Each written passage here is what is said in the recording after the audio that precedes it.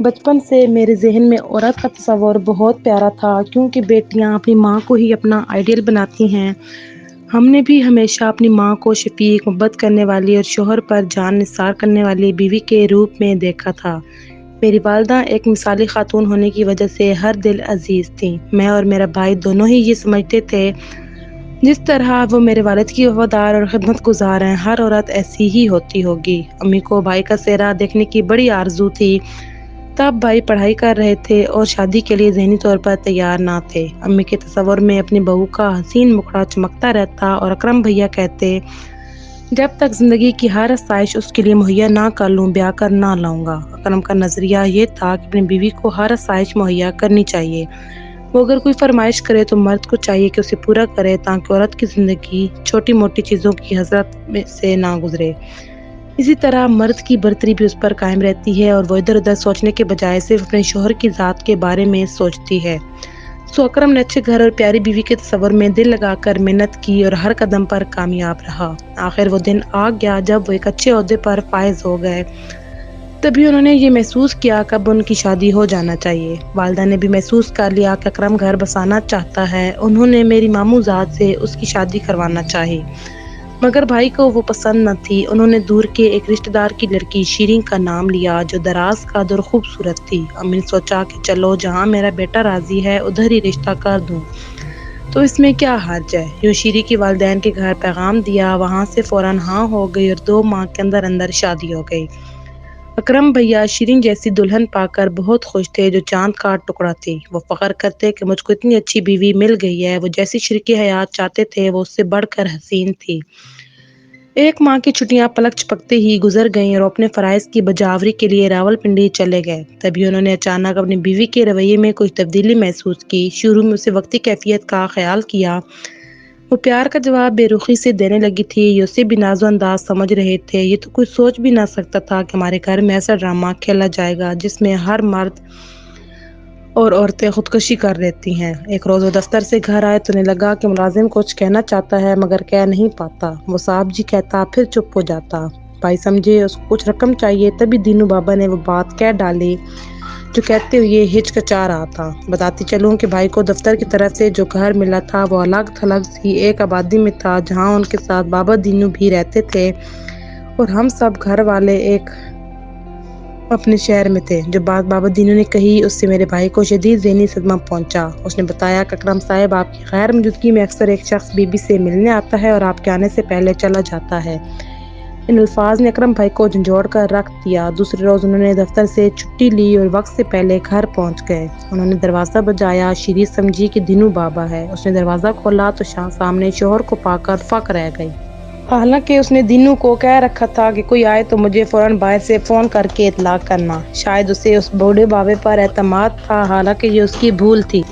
وہ ملازم تو اکرم بھائی کا تھا۔ بہرحال بھائی کا غصہ آسمان پر تھا مگر ارد گرد کے گھروں کا خیال تھا، لہٰذا غصے پر قابو پایا کیونکہ اپنی بدنامی ان کو کسی صورت گوارا نہ تھی، ورنہ شاید اسی وقت دونوں کو شوٹ کر دیتے۔ انہوں نے بیوی کو دوسرے کمرے میں بلا کر پوچھا، اندر کون ہے اور تم نے کمرے کو لاک کیوں کر رکھا تھا؟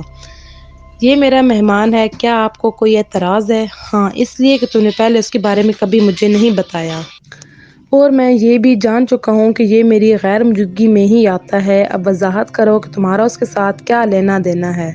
مہمان ہے تو ڈرائنگ روم میں کیوں نہ بٹھایا؟ اس پر شیریں بھابی نے اندازہ کر لیا کہ اب جھوٹ سے کام نہیں چلے گا، کیونکہ جب وہ دونوں دوسرے ایک کمرے میں باتیں کر رہے تھے تو مہمان صاحب گھر سے بھاگ نکلے اور بھائی کے سامنے آنے یا اپنا تعارف کرانے کی جرات بھی نہ کی۔ معاملہ سامنے تھا۔ تبھی شیریں نے صاف کہہ دیا کہ میں اس شخص سے محبت کرتی ہوں، اسی کے ساتھ شادی کرنا چاہتی تھی، مگر میرے والدین نے زبردستی تمہارے ساتھ شادی کرا دی۔ انہوں نے مجھ پر ظلم کیا۔ میرا ذہن اس جبر کو برداشت نہیں کر سکا۔ میں 1-2 ماہ تو برداشت کرتی رہی، اس کے بعد دل پر قابو نہ رکھ سکی۔ میرا دل تمہارے ساتھ جیون بتانے کو ہرگز تیار نہیں ہے۔ اس نے یہ باتیں دیدہ دلیری سے کہیں اور پھر پھوٹ پھوٹ کر رونے لگی۔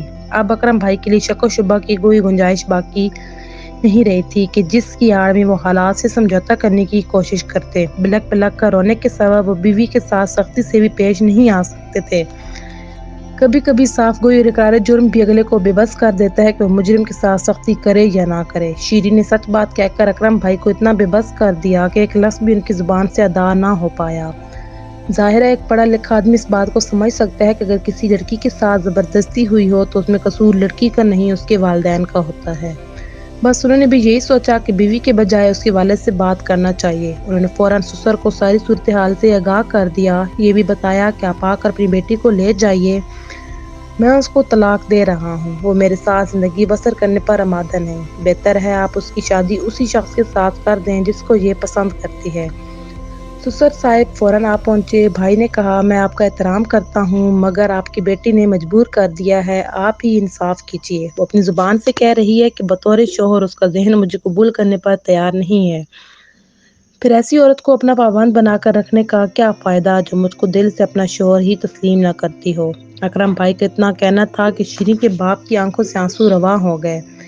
اس بوڑھے شخص نے جس کا سر روئی کے گال کے مانند سفید تھا اپنے کانپتے ہاتھوں سے ٹوپی اتار کر ان کے قدموں میں رکھ دی اور ہاتھ جوڑ کر التجا کی، میرے بیٹے یہ بے وقوف اور نادان ہے، وہ آدمی غلط قسم کا ہے، خدا کے واسطے ایسا مت کرنا، اگر تمہیں طلاق دے دی تو بڑھاپے میں خاندان والوں کو کیا منہ دکھاؤں گا، تم صبر سے کام لو، اچھے ہی بروں کو سنبھال لیا کرتے ہیں تو وہ کھائی میں گرنے سے بھی بچ جاتے ہیں، ابھی میں اسے ساتھ لے جاتا ہوں، سمجھاتا بجھاتا ہوں مگر طلاق دینے میں عجلت سے کام نہ لو۔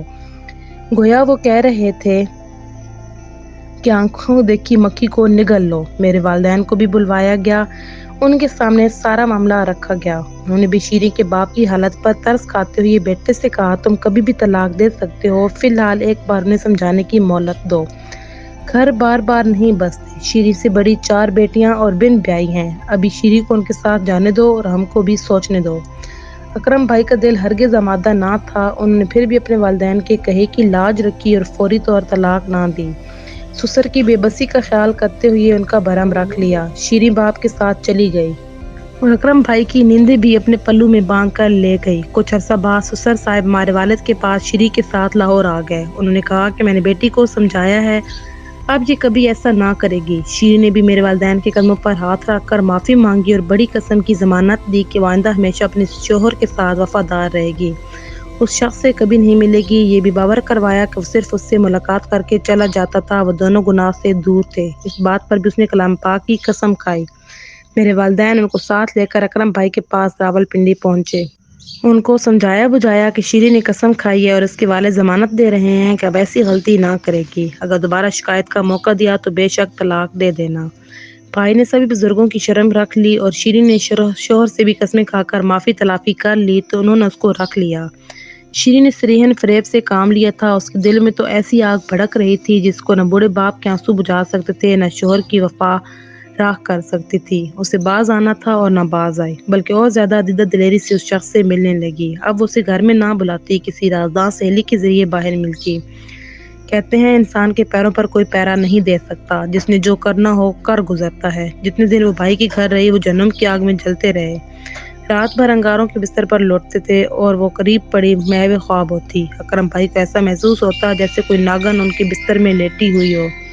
انہوں نے ایک بار امی سے کہا تھا کہ میں اس اذیت کو بیان کرنے سے قاصر ہوں جس کی تپش پگھلی ہوئی سورج سے بھی زیادہ تھی، کبھی جی چاہتا اس کو اور اس کے چاہنے والے کو شوٹ کر دوں اور کبھی سوچ آتی کہ اپنی ہی کمٹی پر پستول چلا کر ان کے راستے سے ہٹ جاؤں۔ 2 ماہ انہوں نے بغیر کچھ کہے شیریں کو اپنے گھر پناہ دی، لیکن اس کا دل اسے رکھنے کا راضی نہ ہوا کیونکہ ان کے دل سے شریک حیات کی قدر ہی جاتی رہی تھی۔ دوسری طرف ان کے سسر جو بزرگ آدمی تھے، ان کے آنسو ان کے ارادے کو کمزور کیے ہوئے تھے، تاہم یہ ایک جھوٹا بندھن ہی تھا جس کا ٹوٹ جانا ہی اچھا تھا۔ یہ مسئلہ اس طرح حل ہوا کہ ایک روز انہوں نے پیار سے شیریں کو اعتماد میں لے کر کہا دیکھو تم اگر اب بھی والدین کی وجہ سے مجبور ہوئی ہو تو مجھے سچ بتا دو، میں تم کو آزاد کر دیتا ہوں، زبردستی کی زندگی جینا ظلم ہے، یہ ٹھیک بات نہیں ہے، کل کیا ہو یہ تو خدا جانتا ہے، لیکن فیصلہ ایک ہی بار کرنا چاہیے، اگر تم آزاد ہونا چاہتی ہو، اپنا ماضی نہیں بھلا سکتی تو مجھے دوست سمجھ کر دل کی بات بتا دو اور مجھ پر اعتبار کرو، میں ہرگز تم کو رسوا نہیں کروں گا بلکہ تم کو تمہاری مرضی سے جینے کا راستہ دوں گا۔ شیریں کم سن تھی، ان کی باتوں میں آ گئی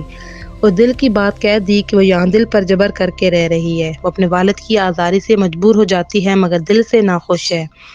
کہنے لگی مجھ پر احسان ہوگا اگر تم مجھے طلاق دے کر آزاد کر دو۔ تب اکرم بھائی نے اس کو طلاق دے دی اور کہا کہ اپنے والدین کو خود اطلاع کرو، جہاں چاہے جا سکتی ہو، آج ایک بڑی مشکل حل کر کے تم نے بھی مجھ پر احسان کر دیا ہے۔ بھائی نے تو اس صدمے کو جوں توں جھیل ہی لیا تھا۔ ان پڑھوں کی طرح دنگا فساد یا کسی قسم کا خوفناک رد عمل کر گزرنے کی تحمل سے بجائے تحمل سے تعلیم یافتہ فرد کی طرح فیصلہ کر دیا۔ کسی بات کو نا کا مسئلہ بھی نہیں بنایا، مگر شیری نے جو کیا اپنے حق میں برا کیا، کیونکہ اس کا والد کا کہنا صحیح تھا، جس شخص کے جال میں وہ گرفتار تھی وہ واقعی غلط آدمی تھا۔ اس نے شیری کو چند دن رکھا اور پھر خوار کر کے چھوڑ دیا۔ بالآخر اسے پناہ اپنے بوڑھے باپ کی چھت تلے ہی ملی، جس کے دل کو لہو لہو کر کے وہ جھوٹی خوشیوں کے پیچھے بھاگی تھی۔